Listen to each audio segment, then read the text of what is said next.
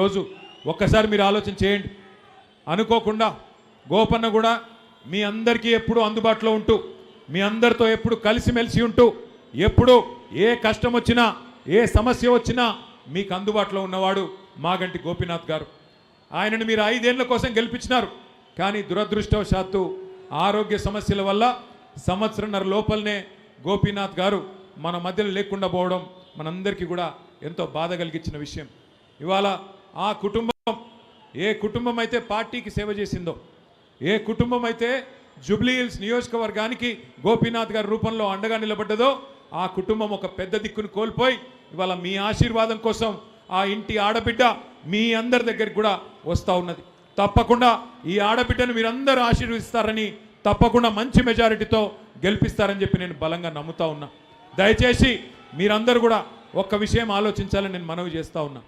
ఇప్పుడు వచ్చిన ఎన్నికతో, ఈ ఎన్నికల్లో గెలుపుతో, ఈ ఎన్నికల్లో ఓటమితో ప్రభుత్వానికి ఏమీ కాదు. కానీ ఒకసారి ఆలోచించండి, 2 ఏళ్ళు అయింది కాంగ్రెస్ ప్రభుత్వం వచ్చి. ఎవరికన్నా ఒక్క మనిషికి రాష్ట్రంలో ఏమన్నా మంచి జరిగిందా? ఒక్కసారి ఆలోచించండి. ఎన్ని మాటలు చెప్పినారు, ఎన్ని అబద్ధాలు చెప్పారు, ఎన్నెన్ని రకాల వాగ్దానాలు చేసినారో ఒక్కసారి గుర్తు తెచ్చుకోండి.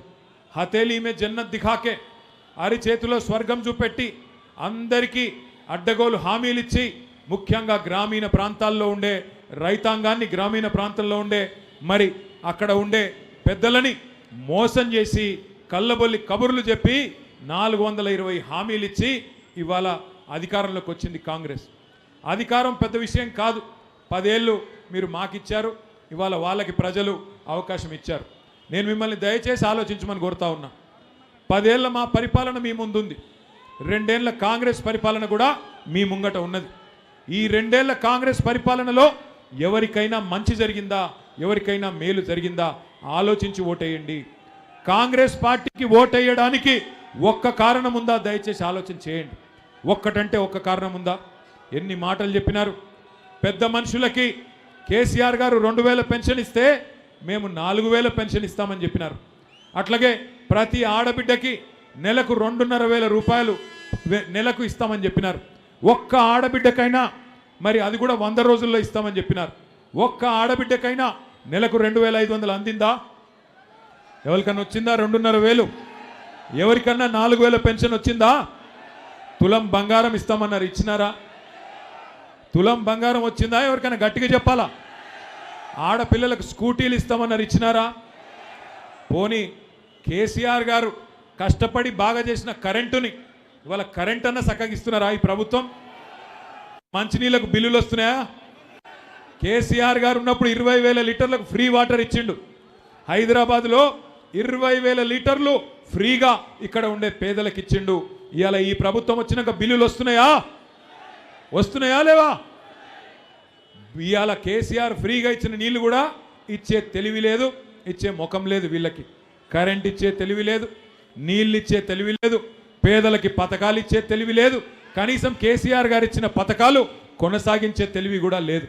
కేసీఆర్ గారు ఎన్నడూ పేరు మీద, మతం పేరు మీద రాజకీయం చేయలేదు. పేదవాళ్ళు ఏ కులంలో ఉన్నా, ఏ మతంలో ఉన్నా మంచి చేయాలని ఆలోచన చేసినారు. ఒకసారి గుర్తు తెచ్చుకోండి. బతుకమ్మకు కేసీఆర్ గారు ఉన్నప్పుడు చీరలు వస్తుండేనా? ఒక్కసారి చీరలు వస్తున్నాయి అన్నటోళ్ళు చేయలేవట్టాలి. బతుకమ్మ కేసీఆర్ ఉన్నప్పుడు చీరలు వచ్చినాయా? ఇలా కాంగ్రెస్ వచ్చినాక చీరలు వస్తున్నాయా? కేసీఆర్ గారు ఉన్నప్పుడు రంజాన్ తోఫా వస్తుండేనా లేదా? కేసీఆर साहब जब थे रमजान का तोहफा आता था कि नहीं आपको? आज मिल रहा आपको रमजान का तोहफा? केसीआर साहब जब थे तब के आप क्रिसमस के टाइम पे क्रिसमस गिफ्ट मिलता था. अब क्रिसमस गिफ्ट मिल रहा क्या? क्रिसमस कानुका वस्तुंदा? केसीआर साहब जब थे हुकूमत में केसीआर किट देते थे. आज केसीआर किट मिल रहा क्या आपको? आपके बच्चों को केसीआर किट मिल रहा क्या आपको? 2 साल में एक वादा नहीं निभाए, एक भी स्कीम ढंग से अमल नहीं करे, क्या मुंह लेके फिर वोट मांगने आ रहे कांग्रेस वाले? हमें तो नहीं समझ आ रहा. मुझे एक छोटा सा जुमला याद आ रहा है, वादे तो हसीन करते हैं, वादे तो हसीन करते हैं पर निभाना भूल जाते हैं. वादे तो हसीन करते हैं पर निभाना भूल जाते हैं. आग लगा के सीने में बुझाना भूल जाते हैं. आग लगा के सीने में बुझाना भूल जाते हैं, वादे तो हसीन करते हैं, నిభానా భూల్ జాతే హై. మాటలు చెప్పిండ్రు కానీ నిలబెట్టుకునే తెలివి లేదు, వాటిని అమలు చేసే జ్ఞానం లేదు. ఈరోజు ఒక్కసారి మీరు దయచేసి ఆలోచన చేయండి. కేసీఆర్ గారు ఉన్నప్పుడు ఒక్కొక్క పేదవాడికి ఎంతో కొంత లాభం జరిగింది. జీవో నంబర్ 58 కింద, జీవో నంబర్ 59 కింద కేసీఆర్ గారు హైదరాబాద్ పట్టణంలో 1,50,000 మంది పేదవాళ్ళకి పట్టాలు ఇచ్చినారు. కానీ ఈరోజు ఆ కాంగ్రెస్ ప్రభుత్వం వచ్చిన తర్వాత కొత్తగా ఒక్క పట్టా ఇవ్వలేదు, కొత్తగా ఒక్క పేదవాడిని కూడా ఇవ్వలేదు. కేసీఆర్ గారు ఉన్నప్పుడు మీ జూబ్లీ హిల్స్ నియోజకవర్గానికి కూడా 3,500 మందికి డబుల్ బెడ్రూమ్ ఇండ్లు ఇచ్చినారు. మొత్తం హైదరాబాద్లో 1,00,000 డబుల్ బెడ్రూమ్ ఇండ్లు కేసీఆర్ గారు కట్టించినారు. మరి నేను అడుగుతా ఉన్నా, కాంగ్రెస్ ప్రభుత్వం వచ్చినాక ఒక్క ఇల్లన్న ఈ 2 ఏళ్లలో కట్టినరా? ఒక్క ఇల్లు కట్టినరా?